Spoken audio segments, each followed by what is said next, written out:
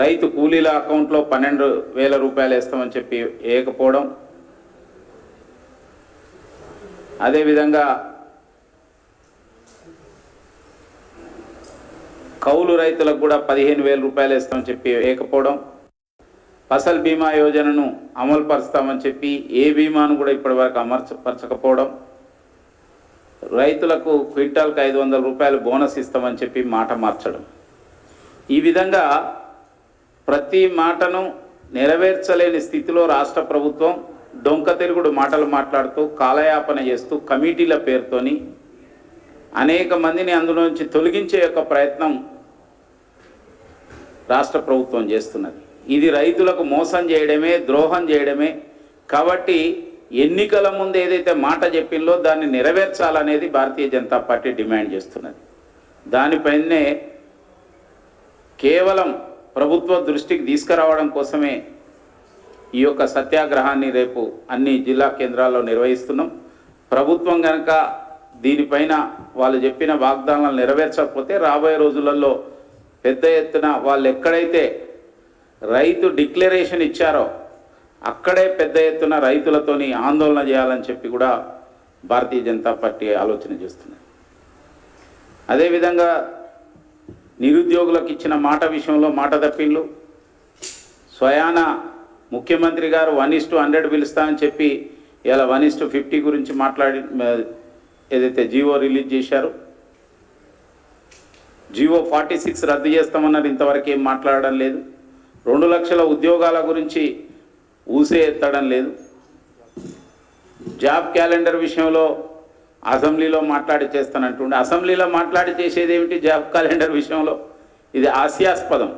ప్రతిదాన్ని లాగదీయడం తప్పితే వేరేమీ లేదు. నిరుద్యోగులకు మోసం చేస్తున్న ప్రభుత్వం ఇది. ఈ విధంగా దళితులను, రైతులను, మహిళలను, యువతను, ఈ విధంగా అన్ని వర్గాల వారిని మోసం చేసి ఏదో గాలికి వచ్చిన యొక్క ఈ ప్రభుత్వం మరి ఈ రోజున మాట తప్పుతున్న యొక్క ప్రభుత్వంగా నిలిచిపోతున్నది.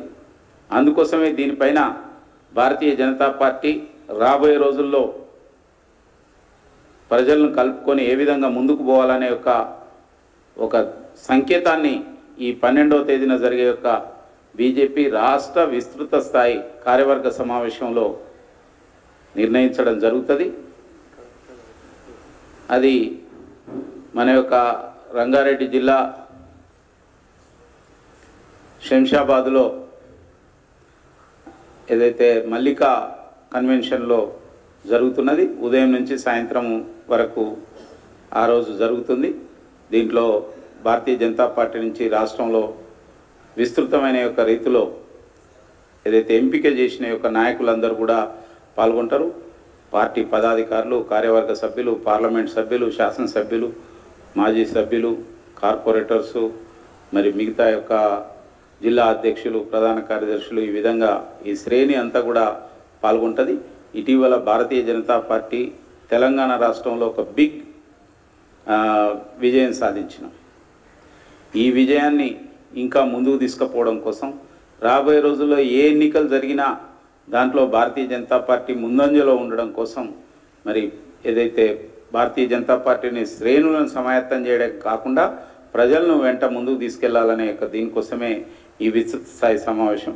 పార్టీని ఇంకా కింది వైపు నుంచి ఏ విధంగా పటిష్టం చేయాలనేది రాబోయే యొక్క ఎన్నికలను ఎదుర్కొనే విషయంలో మరి ఒక దశ నిర్దేశం జరుగుతుంది. Thank you.